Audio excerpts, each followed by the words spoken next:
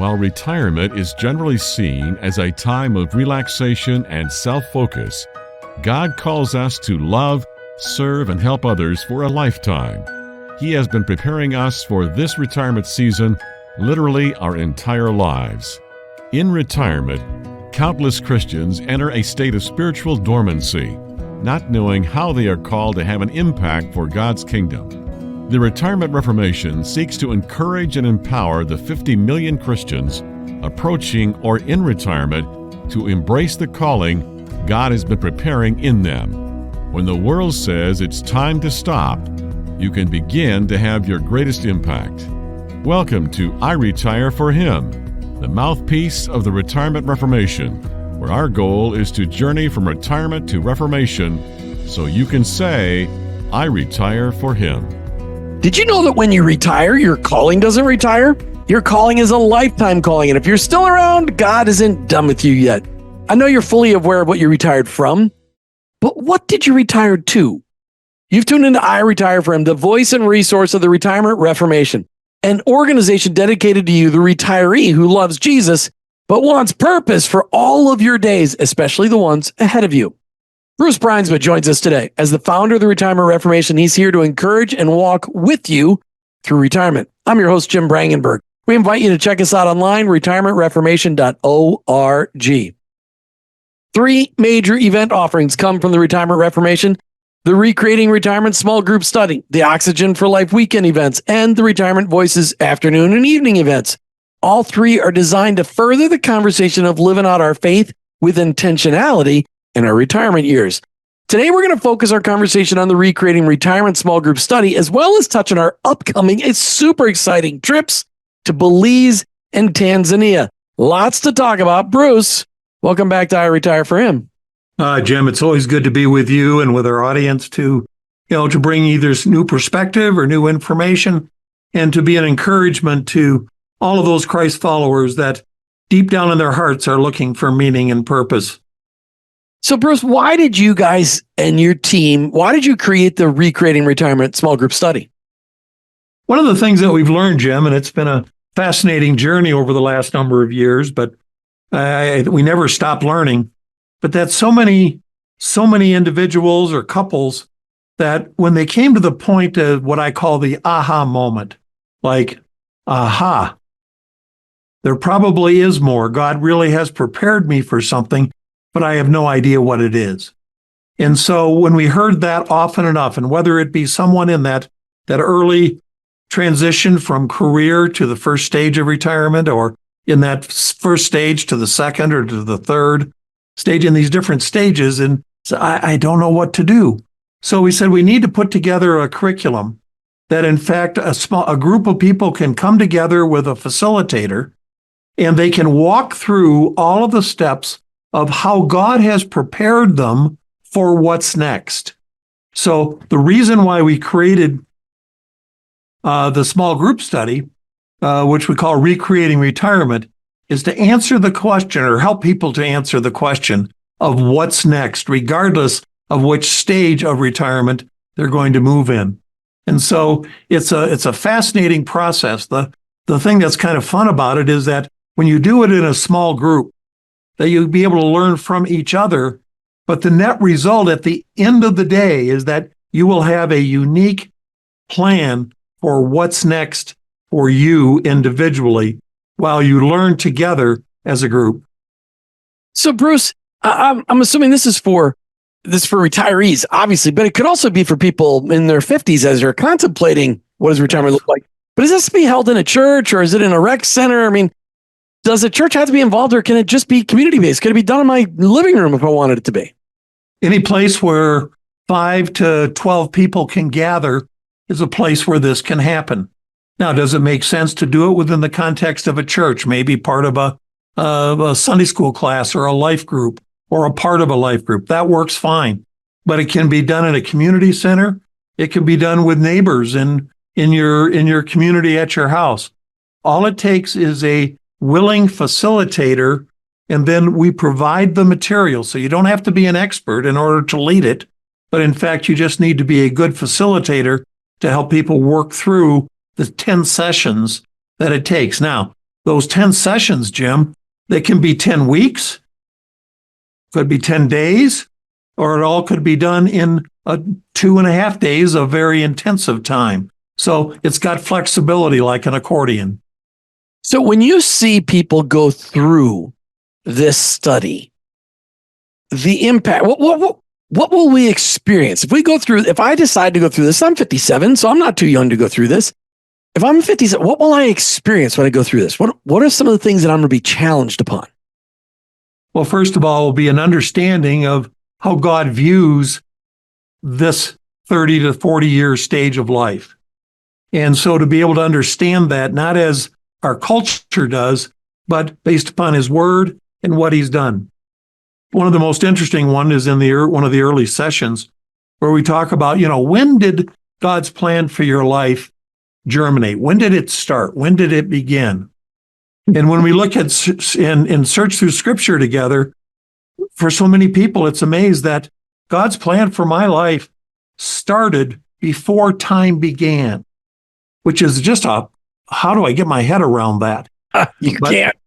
No, but what happens when people hear that and start to grapple with that a little bit is, oh my goodness, this isn't something that started when I was 55 or 60 or so. This started long before. And then everything that is in between was preparation for what's next. And now to understand what that preparation looks like, to be able to identify it, put words on it, and to be able to connect with it. So you have a new understanding how God sees you and how he created you. And so there are so many benefits that go beyond just what's next in building our relationship with God and seeing how he loves us, how he sees us, how he prepares us, and how he wants us to be the best representative of him that we can possibly be. So you've had a lot of churches go through this, a lot of small groups go through this across the country. What are you hearing? When people are done, 6 months later, after they've gone through the study, what are you hearing? What are people saying about the impact that this study's made on their lives?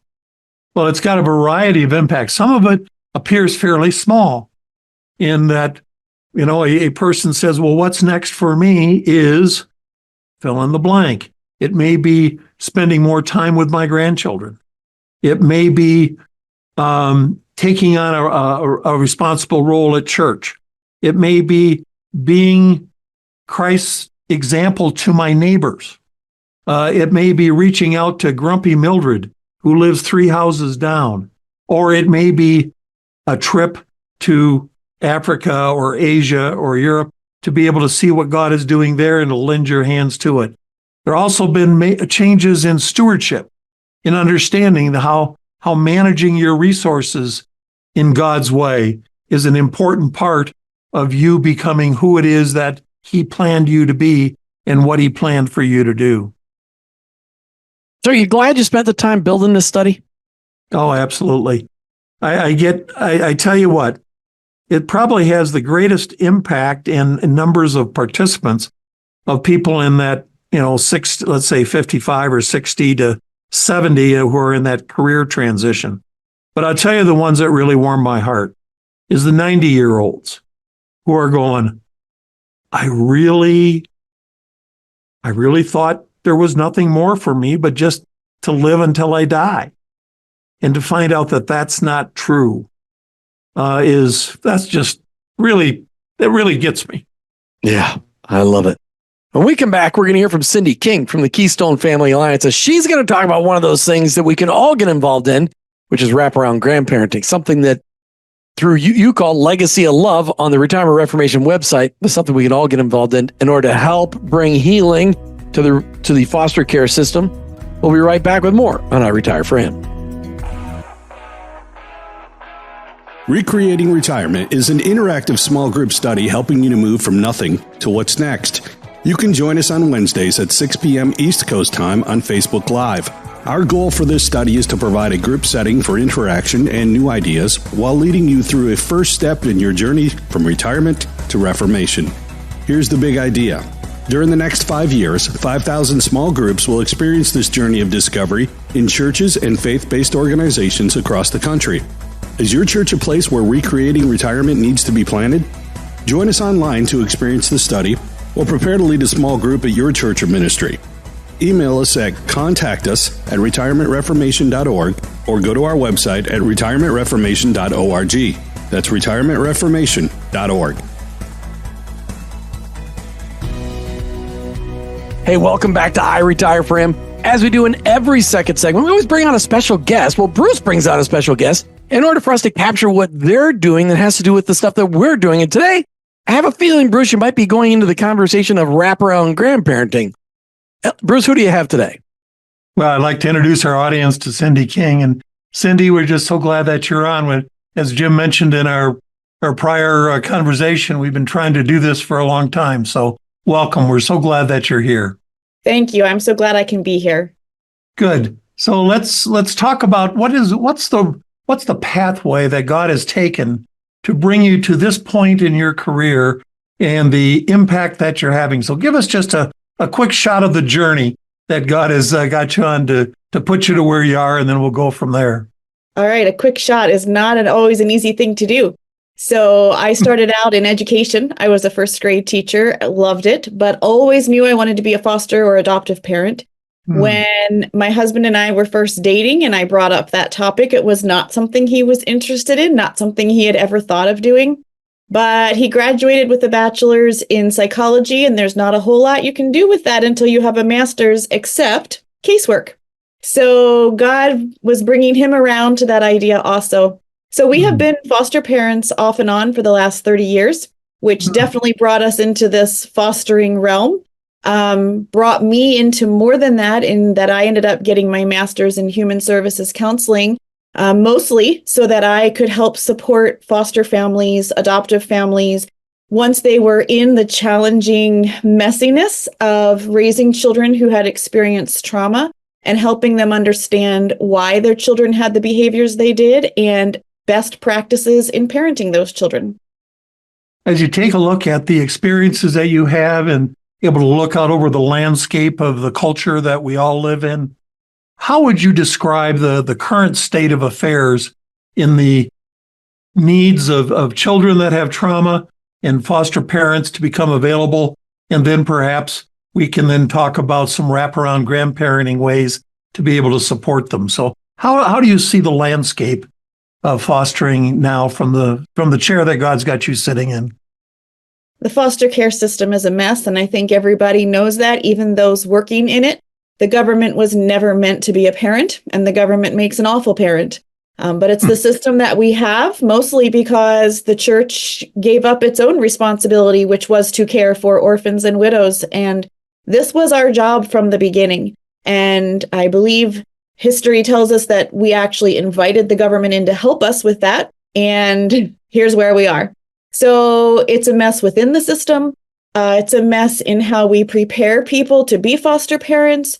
It's a mess in that we don't have enough people to be foster parents. And so we have children in Pennsylvania here. We have children sleeping in CYS offices because they don't have enough homes in which to place the children, or they're even getting hotel rooms and caseworkers are sleeping there with the kids for a few nights until they find homes. Putting teenagers in juvenile detention centers because they don't have placements for them, not because they need to be there. So it's a mess. And we as God's people need to be stepping up to care for children. But then we can't just say that everyone needs to be a foster parent, because I don't believe that everyone is designed to be a foster parent. But we are all called to do something. And so I am totally committed to helping bring what we here in Pennsylvania call care communities around each foster family, adoptive family, kinship family, to support them. It's a structured community of support and prayer. Wow. Well, as God has led Elliot and myself and Jim to understanding some of the things that you talked about, Judy and I were foster parents for 10 years, and so we kind of get it. And being a foster parent is really hard when you're dealing with traumas that you may not be familiar with, you may not know how to handle, may not know what to do. And so is it accurate that we see many couples that step into the fostering role within 6 to 9 months later, then they step back out of it because it's too hard and they don't have the support that they had hoped would come perhaps from the church, and it's not there? That is so true. So statistically, 50% of foster families are going to quit before the first year, 90% are going to quit before the second year. And we need to keep continuity for these kids.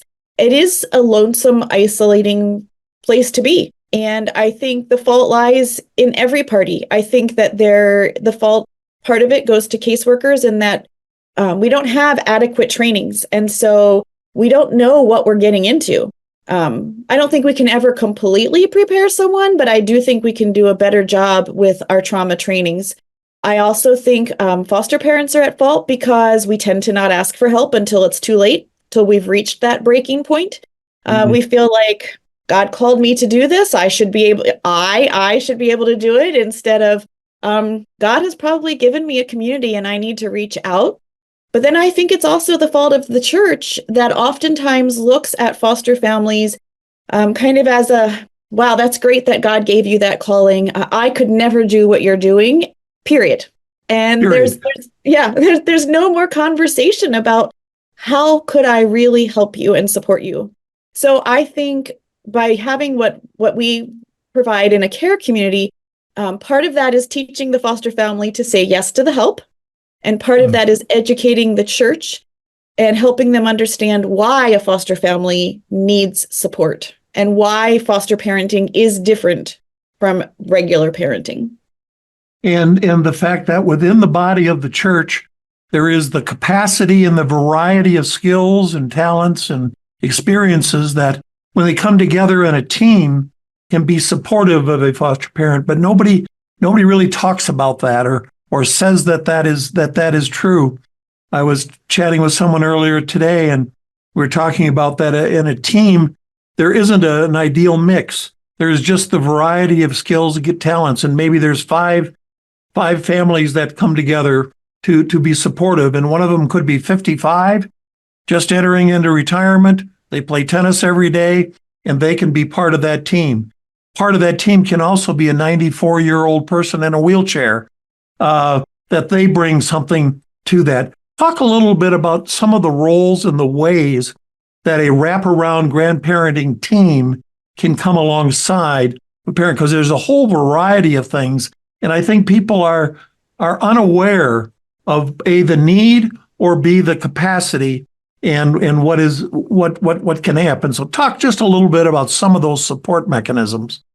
That is so true. Everybody has a role to play. So in the structured communities that we create, there are certain roles that every team has. There's a team leader who's going to check in with the foster family. There's somebody providing childcare, somebody providing mentoring, somebody bringing one meal every week. Certainly, there is no age limit on any of those roles. But beyond that, I've seen some real unique things. And I say every team is as unique as the foster family they're serving and the people on the team. So I like to ask the question, what is in your hands already? If you are not someone that likes to bake, I'm not going to ask you to bring a meal. If you're not someone that likes to mentor a child who needs homework help, I'm not going to ask you to do that. What do you already like to do? What are you already good at? So I've seen team members who have a specific skill, and the foster child might be interested in that particular skill. What a great relationship. I've had some where they're really good at encouraging, so they can write encouraging notes to the foster parents. Just, I'm thinking of you, I'm praying for you, I'm here for you. I've seen some really neat, not necessarily in wraparound care, but a church recently was having a drive. They were donating backpacks and blankets to an agency that gives them to foster children. And so some of the older women in their senior group helped younger members of the church do the no-sew fleece blankets where they knotted them together. So how neat that they were teaching a skill, but also supporting vulnerable children in the process. So I think there are so many things you can do. You can rock a baby. You can drop off a meal and take a basket of laundry home with you and fold it at home and bring it back tomorrow. There are so many ways that people can serve. Yeah, I think the understatement is that there is such a huge variety of needs, and there is that same huge variety of capacities to be able to serve those needs within the body of Christ. And so as we understand that and step into that, I think we can obviously make a difference. Retirement Reformation speaks to 48 million Christ followers who are in the retirement age, 55 and older, the majority of whom are actually doing nothing. Not everybody can do the same thing, but everybody can do something. Cindy, you and I could have a conversation for the next hour and a half. So I appreciate your smile. I appreciate your passion. Appreciate the information that you've shared. And we look forward to doing more of that. And when you come to retirementreformation.org, then you can find wraparound grandparenting. We're calling it the legacy of love. And so we look forward to learning some things from you and partnering with you as we reach out to see if we can make a difference. And we will make a difference in this huge area of need. So Cindy, thank you so much for being with us today. We appreciate you. God loves you, and so do we. And we'll be right back. We'll be right back with more on I Retire for Him. Our work on this earth doesn't end when the paycheck stops. God calls us to be faithful for a lifetime. Whether you're looking forward to retirement or you're already there, our all-small group study, Recreating Retirement, will help you understand, engage, and activate what God has for you in this fourth quarter of life. Join Retirement Reformation founder Bruce Bruinsma as you consider your past, strengths, spiritual gifts, and your passions, and how they all come together as the call God has for you in these years. Connect with us on our online community group at facebook.com/Retirement Reformation, Wednesdays at 6 p.m. Eastern, or if you'd like to bring Recreating Retirement to your church, email us at contactus@retirementreformation.org. Are you ready to start your life-changing journey today? Hey, welcome back to I Retire for Him. Wow, what a great conversation with Cindy King. I would encourage all of you to check out the Retirement Reformation website. Click on the Legacy of Love tab and find out how you can start a wraparound grandparenting program in your local community, in your local church, in your local Bible study, in your local group of friends. It is such a desperate need, but it was a fun conversation though, Bruce. Bruce, I thought it would be kind of fun. You got some pretty exciting trips coming up in the next couple of, several months. One to Belize in April, and then one to Tanzania in May. So talk to me about these trips and what you actually have in store for Retirement Reformation. Yes. Well, when I made a transition at the beginning of this year, I stepped down as CEO of Envoy Financial and began to put all of my efforts here. I realized that I probably needed a transition period. And so a liminal period of going from one stage to the next and being able to think through that, and for Judy and I to be able to talk through. So one of the things we did was we took a week safari in Tanzania. And I was absolutely blown away. A number of things. First of all, how God led us to a guide that was Christian and just special.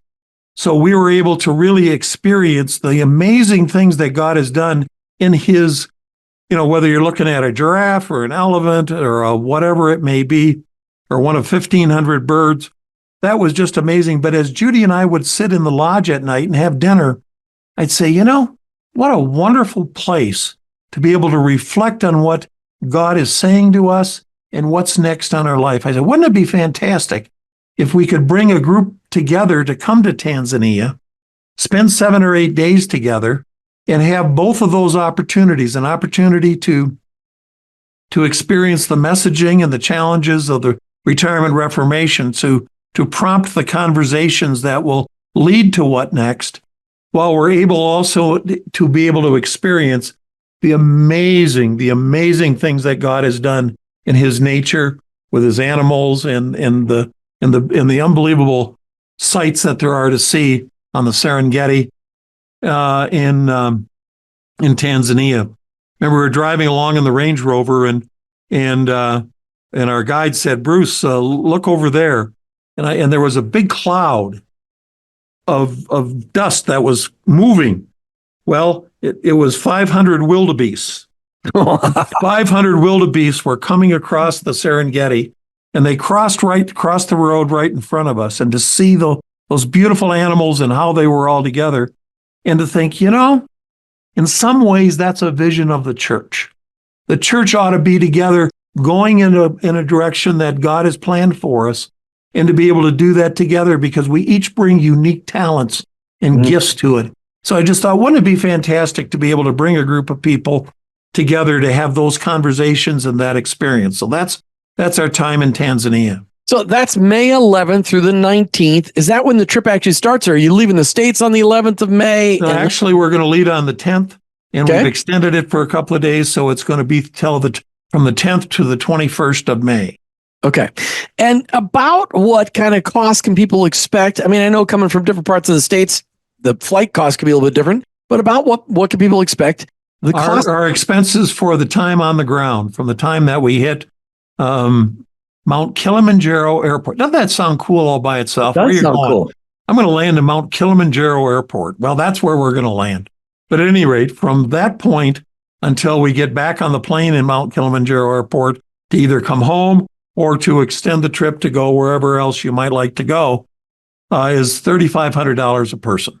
That covers all the expenses, all the guides, lodging, meals, food, the time that we'll spend in a native village, the time that we're going to spend in a school with some kids, the teaching and the communication that we have. And then for every 4 people, they will have a Christian guide, a Range Rover, to be able to really experience the beauty and the power of what God has created there. Now, they don't get to take the Range Rover home, right? That's going to get left in Africa. That does get left in Africa. That price does not include a Range Rover. Okay. All right. Now, that's May 10th through the 21st, Tanzania. Go right along go to retirementreformation.org/safari and find out more details about that. A chance to see a part of really untouched continent on this planet, and also to really stretch your faith at the same time hanging out with other people who want to do the same thing. Bruce, you've got another twist on this. You're going to Belize in April, the 14th through the 20th. Talk to us about this. Why are you taking Retirement Reformation folks to Belize? Well, we're partnering with a ministry partner of ours, and they have an active ministry in Belize. We're feeding kids, and there's a farm, and there's kids, and there's feeding, and there's an opportunity to be able to work with them in kind of like a vacation day Bible school kind of an environment. And so this is a hands-on event. This is not, I'm sure we will learn from each other and for each other, and we'll have opportunities for conversation. But this is for the person who says, I'd like to have a hands-on experience of what does it mean to be able to bring Christ to children in the beautiful country of Belize. And so that's the environment where we are there. And the ministry that we're partnering with is called Propel Global.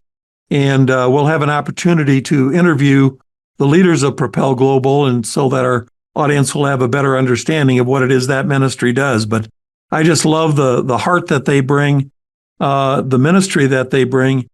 And one of the key things that they do is that if in fact you might believe that you're called to some kind of a mission role in this latter part of your life, they have the resources that you can connect with them, and they can help guide you as to what that would really look like. Where would your talents and gifts most effectively play out? And so one of the places we're going to go look at where they are working is in Belize. What is your hope that the biggest takeaway you're hoping that people will get when they attend the Belize trip with you? Number one is that they will get an affirmation of their relationship with Jesus and the chance to grow spiritually. Secondly, that they will have a comfort level and a confidence that in fact God has something more for them, whether it's being a missionary to Belize or whatever else it may be, but that they know that there's something more. But you got a week full of fun and challenging time together in Belize as a team. How much will that trip cost per person? That trip, if I remember correctly, I think is $1,500. No, $1,550 per person, and that includes covers all of the expenses in country in Belize.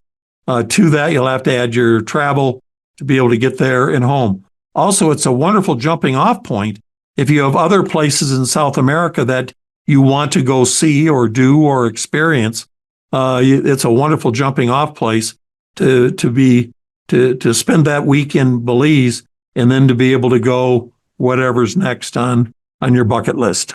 And we invite you to check that trip out at retirementreformation.org/compelled. Retirementreformation.org/compelled. We'd love for you to come along with us to Tanzania for an incredible experience, safari experience, and just a deep spiritual experience in Africa, or come to Belize with us to really get a different perspective on South America, but also how God can use you in those retirement years. Go retirementreformation.org, either /safari or /compelled. Bruce, got a lot of exciting stuff coming up this spring. Well, we do. Matter of fact, I was talking to a lady yesterday about the Belize trip, and she said, do you think if I brought puppets along, that would be okay? And I went, if you don't bring your puppets along, I'm going to really be upset. And so how past experiences to be able to apply in this kind of a circumstance, I just thought that was really cool. So we're going to have puppets in Belize. Bruce, it's exciting. And listeners, we invite you to check us out. Check out those trips. Go to retirementreformation.org and check out those trips. You've been listening to I Retire for Him, the voice and resource of the Retirement Reformation with your host, Jim Brangenberg, and of course, Retirement Reformation's very own founder, Bruce Brynsma. We're Christ followers journeying from retirement to reformation so we can ultimately say, I retire for Him. I retire for Him. Thanks for listening to I Retire for Him with your hosts, Jim and Martha Brangenberg, and Retirement Reformation founder, Bruce Brynsma. I Retire for Him is the mouthpiece of the Retirement Reformation. Most Christians tend to follow the world's pattern of rest and self-pampering during retirement. However, in your retirement, you can be focused on God's unique call to love, serve, and help others. This can be your best season of life if you take advantage of a life's worth of knowledge and experience and combine it with a greater freedom of time and money and invest it all in the generations both preceding and following you. The Retirement Reformation is encouraging Christians to find and follow God's call in all seasons and aspects of life, especially in retirement. Take time to sign the manifesto at retirementreformation.org and explore the wealth of resources available on our site. Join this movement of God and journey from retirement to reformation so you can say, I retire for Him. Go to retirementreformation.org.